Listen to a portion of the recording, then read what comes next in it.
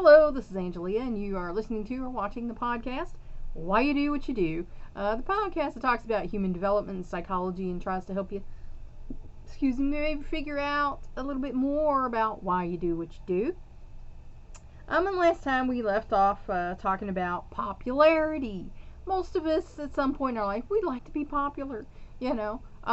So that's important to young people, especially between the ages of 10 and 13, and then a little bit less in high school as they're coming into their own. And we're going to take back up on that. Some unpopular children expect not to be liked, and this becomes a self-fulfilling prophecy. So if the poor kid was, not well liked, and then they kind of cop an attitude is like, well, they're not going to like me anyway, then the other people pick up on that, and they're like, well, they're kind of being a jerk, so I'm not going to like them.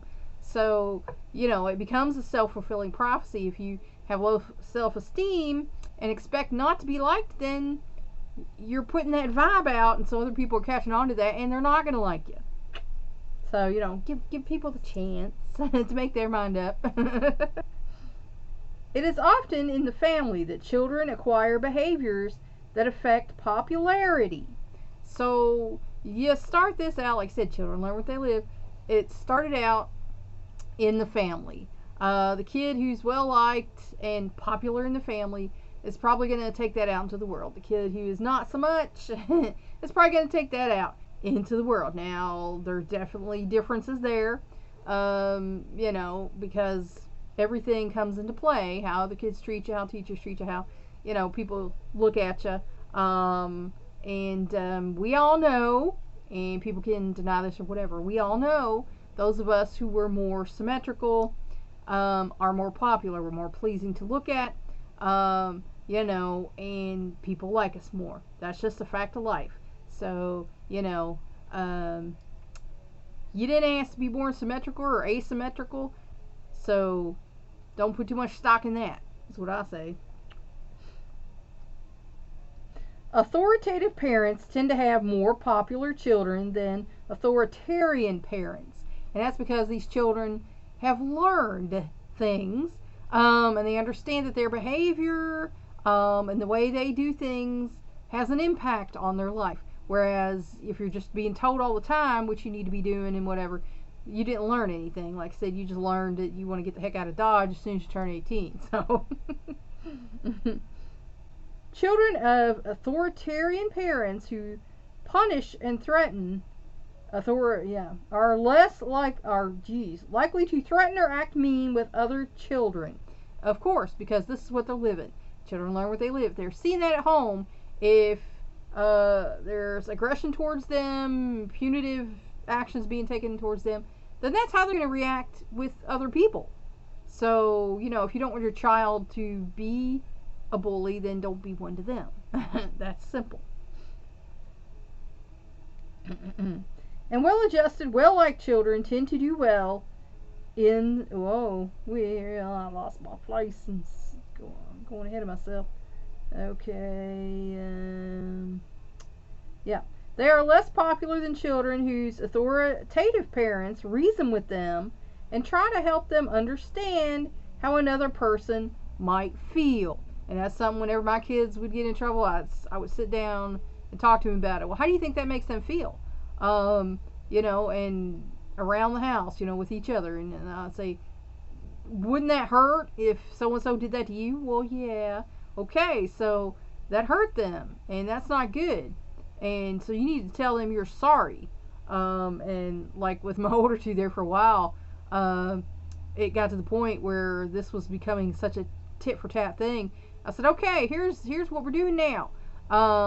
Every time I catch this, you're hugging each other. You're going to stand right here in front of me and you're going to hug each other for every minute it's the old one. And of course, the awkwardness of this, they were like looking this way.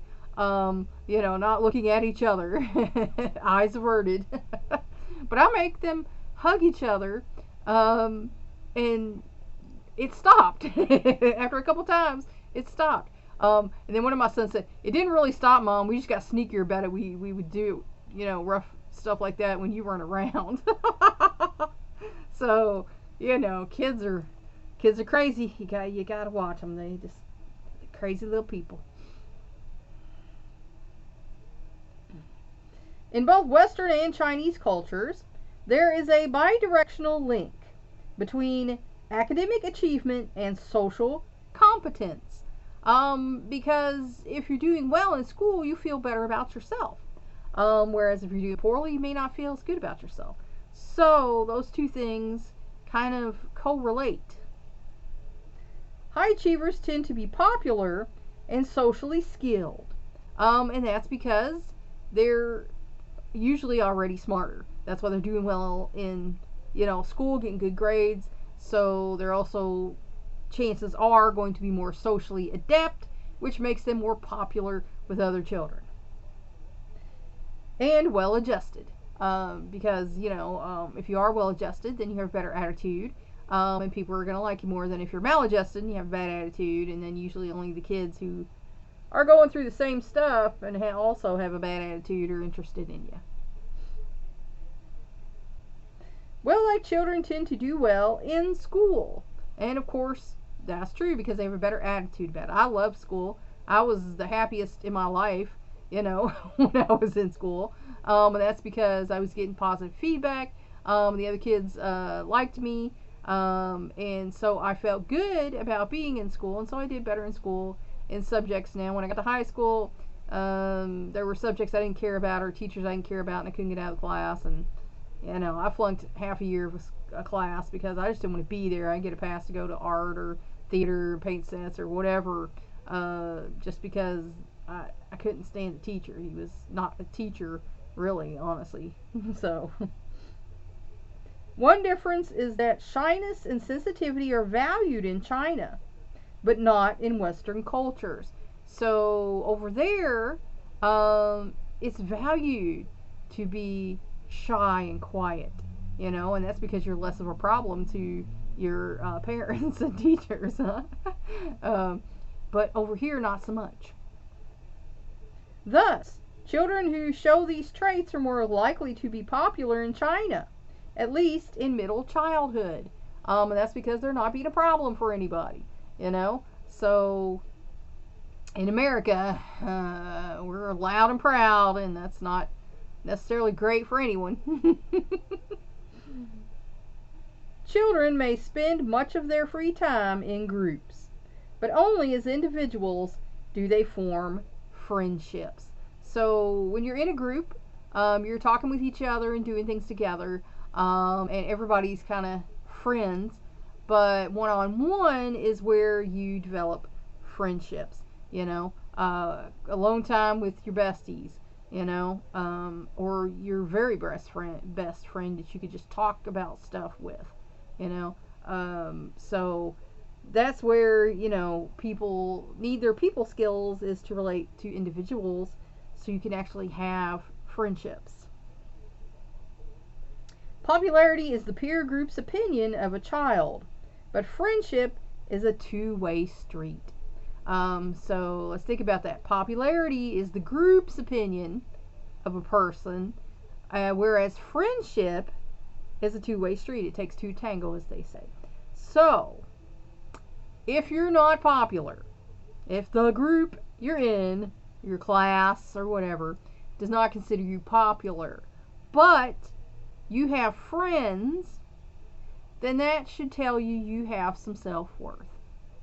Because if you're able to maintain a friendship with people, and it's a two-way street, then you have some social skills. So whether the group you're in thinks you're popular or not, is not that big a deal. Major news shock there. Because when we're younger, we think it is that big a deal. My mother is an example of this. My mother wanted to be one of the pretty popular girls. Now, my mother was beautiful. If you see pictures of my mother when she was young, I mean, she's gorgeous. But for some reason, the popular girls would not accept her. She was ostracized. And she did everything to try and fit in. Listened to the same music, got the same records. When they started wearing pantyhose, she she was wanting to get some pantyhose, and she didn't like the way they felt, so she didn't. And then they made fun of her either way. If she wore the hose, they made fun of her. If she didn't, they made fun of her. So she never quite fit in.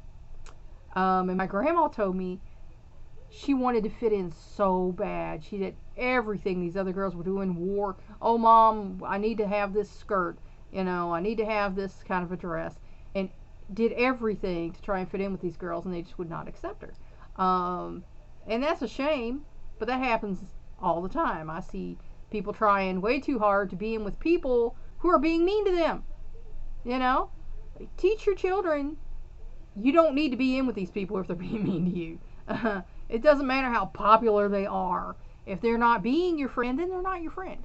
It's better to have a few friends and have good friends than have a lot of friends and be around people that are being mean to you. And like I said, I didn't figure that out till probably in my 30s.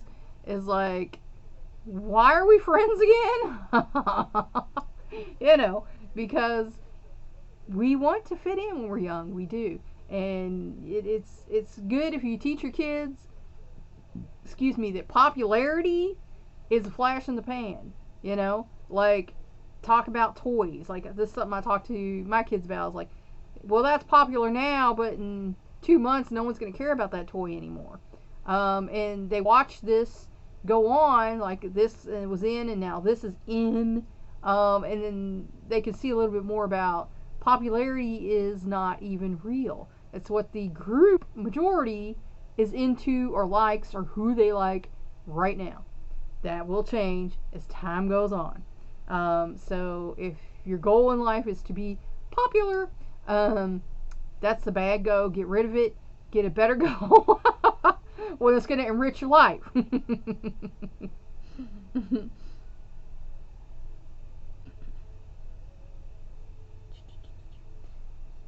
Okay. Popularity, we went there. Children look for friends who are like them. Because, of course, we have more things in common. We might like to do the same things. So, the friends you're going to gravitate towards is people who like the same thing you like. Of the same age, sex, and ethnic group, and with common interests. And like I said, you want to keep kids in the same age group. Because there's some problems that start when you have younger kids hanging out with older kids. And moms and dads, you need to know what your kids are doing, where they're at, and who they're with. A friend is someone a child feels affection for, is comfortable with, likes to do things with, and can share feelings and secrets with. And of course, that's what you do with a friend. That's what you do with a friend. And you gotta learn who your friends are. I had a woman, as an adult, who acted like she was my best friend in the world, telling me all this stuff about her and wanting to be my friend and everything. And then when I kind of opened up and told her like one personal thing about me, the next thing I know, it's spread around to everybody. And I'm like, why would you do that? And she said, well, you didn't say it was a secret. It's like, whoa, you just told me all this stuff about you. I didn't go blabbing to all these other people. But I see you now. I see how you are. So, rest assured, we will not be friends, and I will never tell you a personal thing again. When people show you how they are, believe them.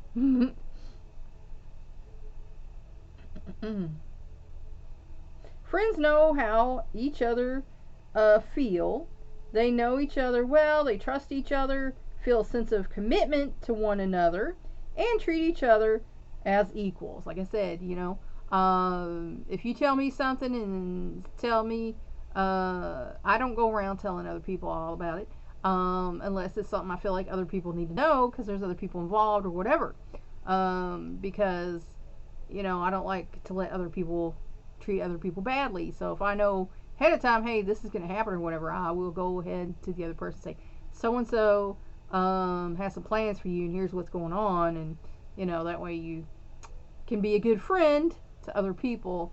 And maybe a friend is not necessarily a friend if they're doing detrimental things to you or someone else. The strongest friendships involve equal commitment and mutual give and take. like I said, it's the same thing in any relationship. There needs to be a mutual commitment. We was talking earlier in the wisdoms about that. Both of you need to be investing time and effort. And as we get older, we start to see who's being a real friend and who's not. If you're doing all the giving in a relationship with someone, and they're doing all the taking, then they're not your friend. They might be acting like your friend, they might be pretending to be your friend, but if you're weighing that out and like, well, I've done this, that, and the other thing for this person, and this person has done nothing for me, and in fact, they've taken from me, or, are saying they're going to take from me, so yeah, that's not really your friend, is it? Yeah. So, you have to treat each other equally, and there has to be give and take on both sides. Otherwise, you're not really being a good friend to the person, or they're not being a good friend to you, and it's within your right to walk away. Even unpopular children can make friends. And of course they do. But they have fewer friends than popular children and tend to find friends among younger children, other unpopular children, or children in a different class or a different school. And I had a friend who was kind of like that. She was hanging out with other younger kids, and I didn't like that so much. But, she wasn't all that popular amongst our peer group because, she was a little heavy and she was not so symmetrical. And so, like I said, I would have to threaten to, take care of some people if they didn't leave her alone. So, that happens. And just because you like someone doesn't mean other people are going to like someone. And that's just a fact of life. I learned early on that, like the song, a pretty face don't mean no pretty, heart or mind. So I liked people for who they were on the inside. That's how I judged people. And still do, is like who you are on the inside. That's what matters. You can be the most gorgeous person in the world, and be ugly inside. Ugly, ugly. And that's something my grandma used to say is, beauty is skin deep, but ugly goes down to the bone. And if you act ugly, then you are ugly, no matter what you look like. So, that's my opinion on that one. Popularity across cultural view. How does culture affect popularity? And of course, it's bound to. Would a child who is popular in one culture be equally popular in another?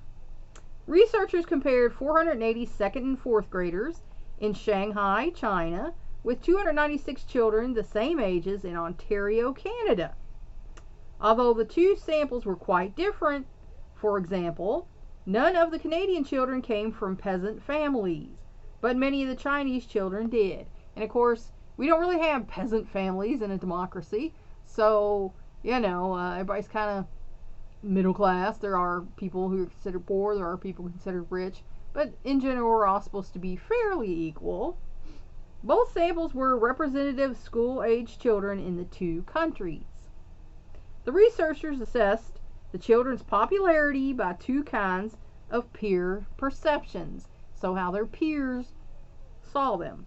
The children filled out a sociometric rating telling which three classmates they most and least liked to be with and which three classmates were their best friends.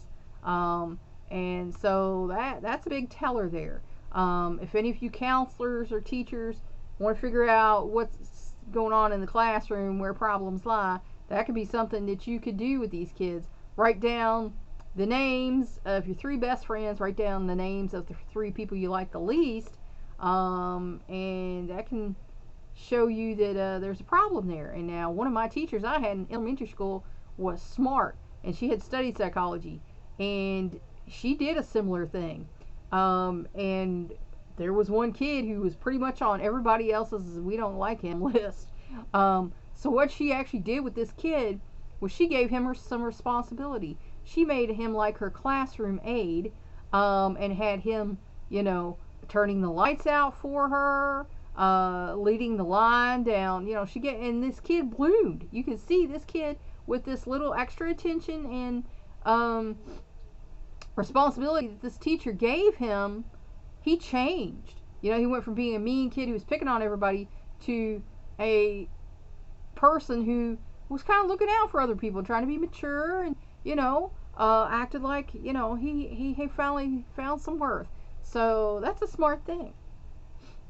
The results show that certain traits are valued similarly in both cultures, and because usually humanity values people who are being good,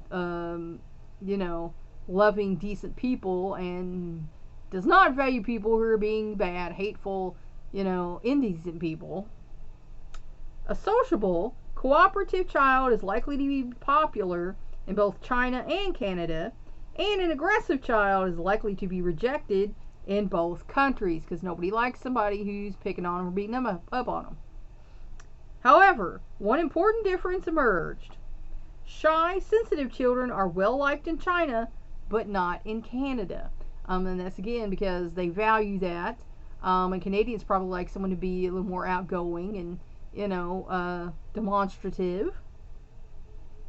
Chinese children are encouraged to be cautious, to restrain themselves, and to inhibit their urges. And a lot of people don't like that, but it depends on what your urges are. There are some urges that you should inhibit. Thus, a quiet, shy youngster is considered well behaved.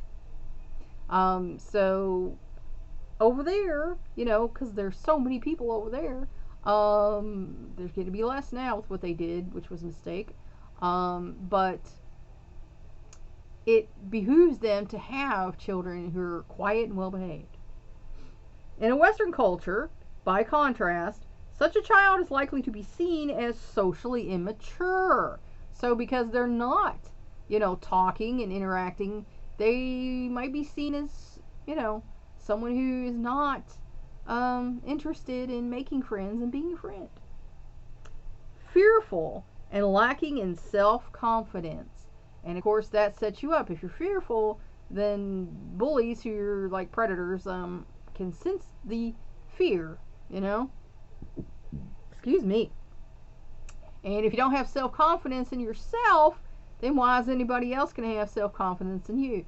There was someone a while back who was trying to do a little sales pitch and say, "Oh, it's nothing really all that great, but and I'm like, well, if it's nothing all that great to you, then what makes you think I'd be interested in it? Because as a salesperson, they need to learn that what they're touting should be the greatest thing ever, If you tell me something's not that great, then I'm going to believe you, because what that tells me is you don't have confidence in what you're doing.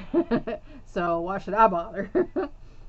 A follow-up study at ages 8 and 10 again found that shy, sensitive Chinese children were popular with peers.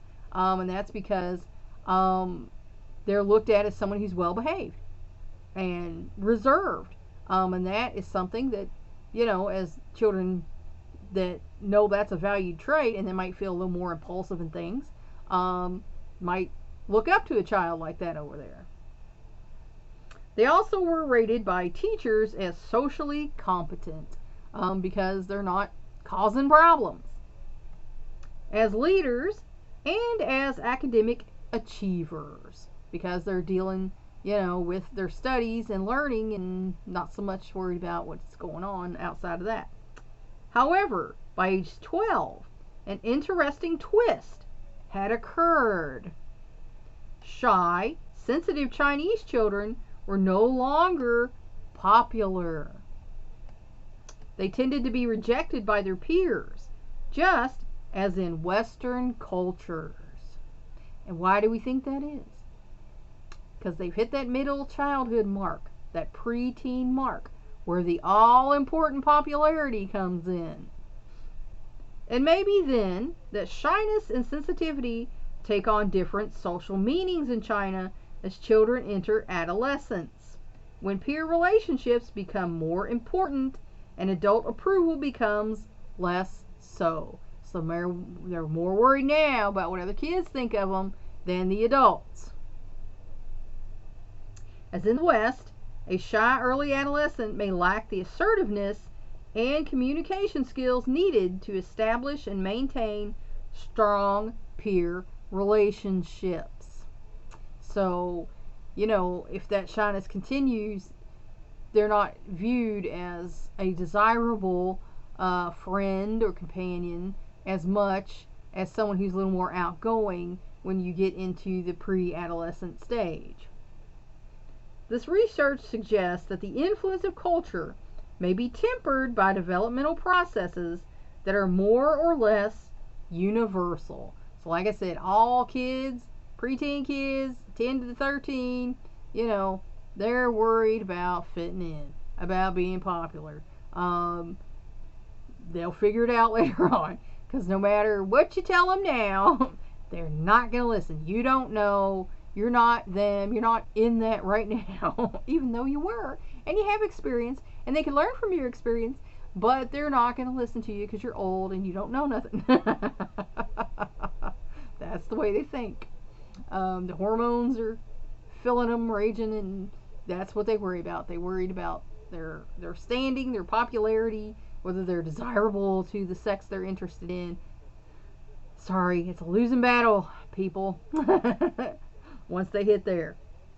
Even in China, with its strong tradition of obedience to authority, the influence of adult social standards may wane as children's urge to make their own independent judgments of their peers asserts itself.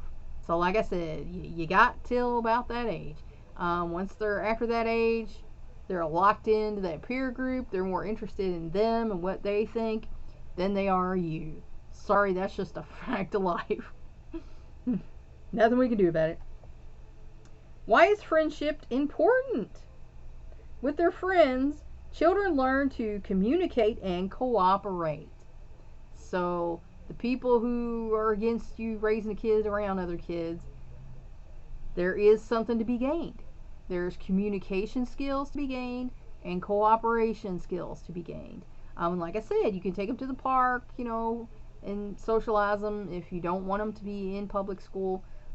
I've seen a lot of bad stuff happening in public school. And I think if teachers, counselors, security people even in some of these schools took a better interest in the kids versus, having the iron fist control, there would be less drama in the classroom, because the drama occurs when you have kind of Lord of the Flies things and no one's looking out until, the teacher blows their top because they've just had enough. Don't let it get to that point. I taught little people, 3, 4, and 5-year-olds for several years.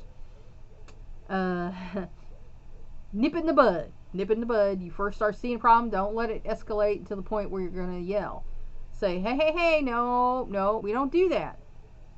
Here's why we don't do that. Now you tell them you're sorry or you give it back or whatever. Nip it in the bud. And now some teachers thought that was too much, but then they started seeing their results, so it's hard to argue with results. They learn about themselves and others because they compare themselves to others, and they're like, oh, well, she likes that, but I don't like that. That tastes terrible, or I don't like the way that looks. I like this better, So they're comparing themselves to other people and learning more about other people and themselves at the same time. They can help each other get through stressful transitions, such as starting a new school or adjusting to a parent's divorce, because we all have traumatic things happen to us in childhood. And like I said, I'd tell the kids, be a friend to that little kid, the little kid who's sitting alone, the little kid who seems sad. Go be a friend to them, talk to them. They might be a great person, they just might be having a hard time right now. The inevitable quarrels help children learn to resolve conflict. Yes, you first start learning conflict resolution in preschool. Didn't know that, did you? But you do. You have to learn to get along with other people. Otherwise, you're always going to be alone. You might prefer it that way, but then that means you have some problems of your own that you could probably work on.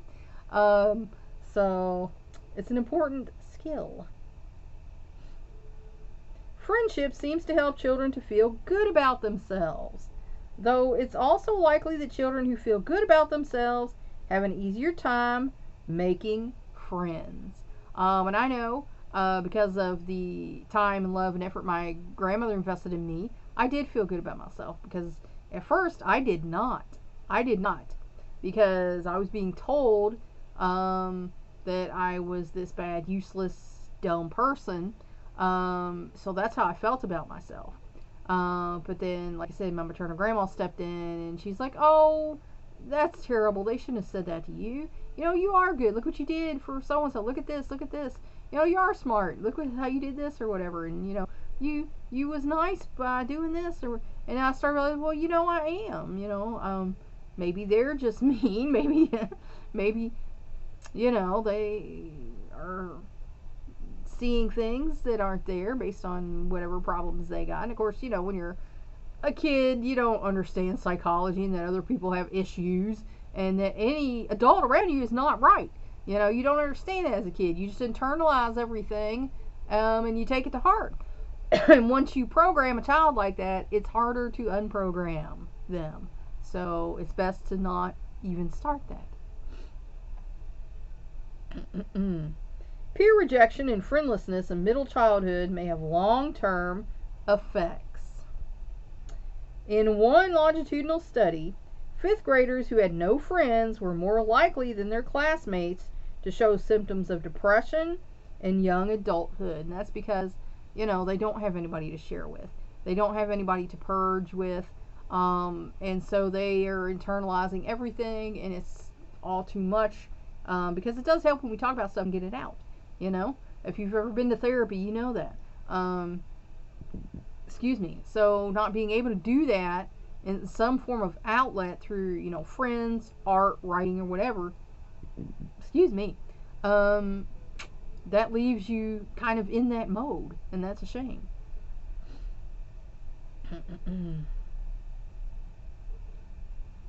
Young adults who had friends in childhood had higher self-esteem, and that's because they felt better about themselves, because there were friends who liked them. And like I said, you know, teach your kids to be a friend, because everyone needs a friend. And you know, don't be mean, don't be a bully. If other kids are picking on the shy little kids sitting by themselves, don't do that. You know, go talk to them and, you know, be a friend to them. You know, we should be kinder people to each other. And that's where I'm going to leave you for today. So hopefully that helped you figure out maybe a little bit more about why you do what you do. Until next time.